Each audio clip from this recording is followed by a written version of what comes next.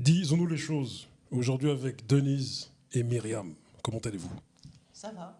Tout va bien? Je vous remercie Mais tu parles devant le micro, c'est beaucoup mieux. Je vous remercie de m'inviter. Hein? Ok, aujourd'hui on vous invite car on fait un retour sur votre parcours. Tu vois, les gens ne le savent pas, mais l'émission Disons-nous les choses, c'est une émission où on met à l'honneur les gens du peuple, les anonymes, même si j'aime pas trop ce terme-là, mais quoi qu'il en soit, c'est les gens du peuple. Donc aujourd'hui on fait un retour sur ton parcours à toi Denise et sur ta fille Myriam. Donc Denise, voilà, tu es une militante, maman de 3 enfants, c'est ça? Oui. À un moment donné, tu as fait un voyage en Israël qui a duré 1 an. Et à un moment donné aussi, tu es parti à Porto Rico pour rejoindre le parti des Black Panthers portoricains. Je vais raconter un peu. Raconte-moi un petit peu, s'il te plaît. Donc, je suis partie un peu en rupture avec la famille à l'âge de 17 ans. Mm-hmm. Donc, en Israël, parce qu'il y avait de la famille et que c'était plus acceptable. Mm-hmm. Je n'y suis pas restée très longtemps parce que je n'ai pas trouvé ce que je cherchais. Et après, je suis repartie un peu faire la route en Europe. Mm-hmm.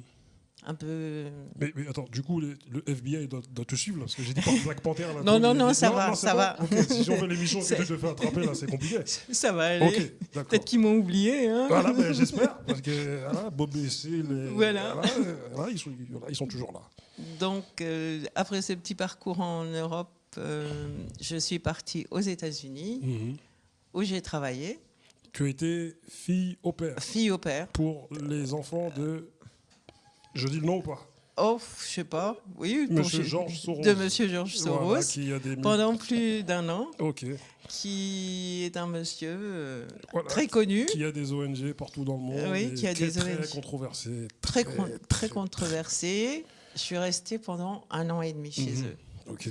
Mais je connaissais des militants à Porto Rico, depuis la France, que je les connaissais déjà, qui militaient pour l'indépendance de Porto Rico. Donc ce mouvement s'appelait le Movimiento para la Independencia de Porto Rico. Donc je suis partie là-bas en vacances une fois et après je les ai rejoints. Je travaillais à l'hôpital. J'ai trouvé un travail dans un hôpital et en même temps je militais avec eux. Okay. C'était l'époque de la guerre du Vietnam. Il faut le savoir parce que c'est très important. Les Portoricains comme les Noirs des États-Unis servaient de chair à canon au Vietnam. D'où le fait que Mohamed Ali a refusé d'aller combattre au Vietnam. Et à Porto Rico, c'était les enfants des classes supérieures blanches qui venaient faire leur service militaire à Porto Rico. Mm-hmm. Donc il y a eu beaucoup d'actions contre ces militaires. Bon, c'est vrai qu'il y avait de la violence et tout dans ce mouvement, mais c'était une revendication juste. Et malheureusement, le mouvement a été complètement éclaté parce que arrêté. Oui, tous les chefs ont été arrêtés. Voilà, la CIA a fait son boulot. Voilà. Et je me suis retrouvée avec la femme d'un des leaders et sa petite fille. C'était très dur. Il y avait beaucoup de pression. Et puis, bon, après, j'ai eu quelques problèmes. J'ai dû partir des États-Unis. Mm-hmm. Et quand je suis revenue en France, sa femme a pu me rejoindre avec sa petite fille parce que c'était plus possible pour elle de vivre là-bas. Et rappelons une chose, c'est que Hoover, le responsable de la CIA, bien sûr, a dit une chose qui est claire, c'est que les Black Panthers, ce qui leur faisait le plus peur, c'était le programme des petits déjeuners qu'ils donnaient le matin. Oui. C'était plus dangereux que toutes les autres actions. Que toutes les autres actions, c'est sûr. De manière légale, tout ça. Mais c'est vrai qu'il y avait un contexte à cause de cette guerre du Vietnam qui était très dur. Et on en connaît les conséquences sur tous ces soldats à Porto Rico, comme les soldats afro-américains. Ça a été terrible. Quoi. Rappelons aussi que tu as connu la période ségrégationniste des États-Unis, absolument. Prendre un bus, moi qui n'aime pas m'asseoir devant, je vais m'asseoir derrière, tranquille. Et on me dit non, non, non, c'est devant. Et là, j'ai compris. Ouais. Et même dans ce petit bled où j'étais, quand je suis arrivée aux États-Unis, avant d'être chez Soros, j'étais dans une autre famille, dans un bled paumé. Et là, c'était, oui, la ségrégation, où en tant que noir, on ne rentrait pas dans des cafés blancs. J'ai connu ça. Et bon, j'étais jeune, j'avais pas peur de grand-chose. C'est vrai que j'ai été et que j'ai appris beaucoup de choses.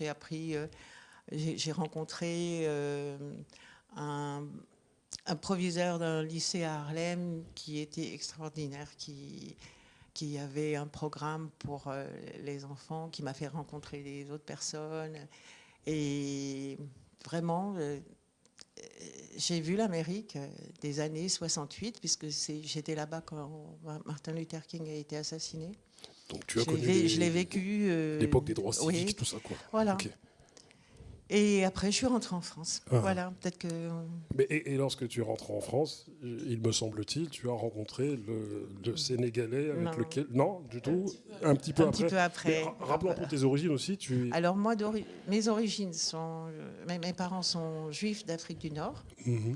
Voilà. Moi, je ne suis pas du tout pratiquante, je vais le dire.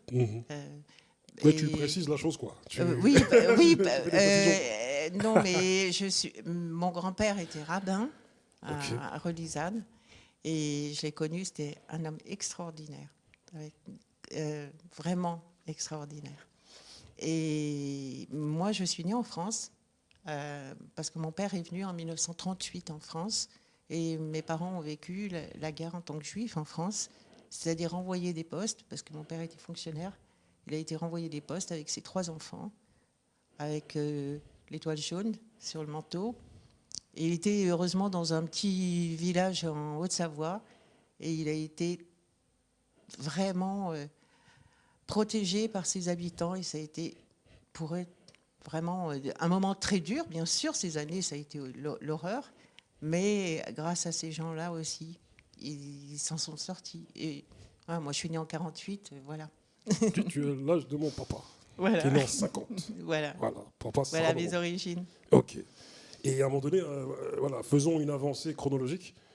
On en était au point où tu étais en France. Donc je suis venue en France. Oui. Tu as travaillé dans les hôpitaux, tu as travaillé dans les... Alors j'ai travaillé dans les hôpitaux, j'ai travaillé en hôpital psychiatrique à Esquirol, à Sainte-Anne. J'ai travaillé dans les centres et après dans les centres sociaux de la ville de Paris. Ok. Voilà. Et un petit peu après, tu as rencontré le... Ah non, oui, j'ai rencontré... non, ça arrive quand tu rencontres le Sénégalais? J'ai rencontré mon mari en 1979. J'avais déjà un fils. Et on était séparés avec le papa. Et j'ai rencontré en 79 mon mari, avec qui j'ai eu 2 enfants. Un garçon et une fille. Myriam Sophie. Myriam qui est là. Myriam Sophie. Myriam Sophie. Ok, d'accord. Voilà. Elle m'a pas tout dit. Elle m'a dit juste. Elle n'a pas tout dit. De donner les informations. Voilà. D'accord. Disons-nous les choses. Voilà. Elle porte le nom. Sophie, c'est le nom de la tante paternelle. Ok. Du côté du Sénégal, du coup. Voilà. D'accord. Et il y avait un choix à faire entre Myriam et Sophie.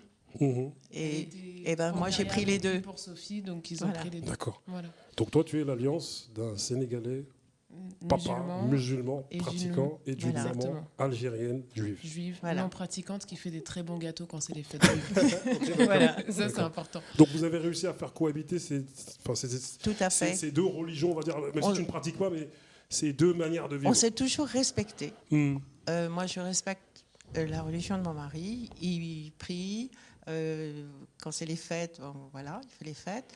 Moi, par tradition, j'aime bien faire les gâteaux quand c'est les fêtes juives, mais c'est pour les gâteaux. Des gâteaux juifs comme ça. Mais c'est surtout, j'ai appris aux enfants les différentes religions. On a, d'un commun accord, on n'a jamais voulu imposer à nos enfants une religion. On leur a appris les religions, on leur a dit ce que c'était et tout. Et après, ils ont choisi s'ils voulaient choisir.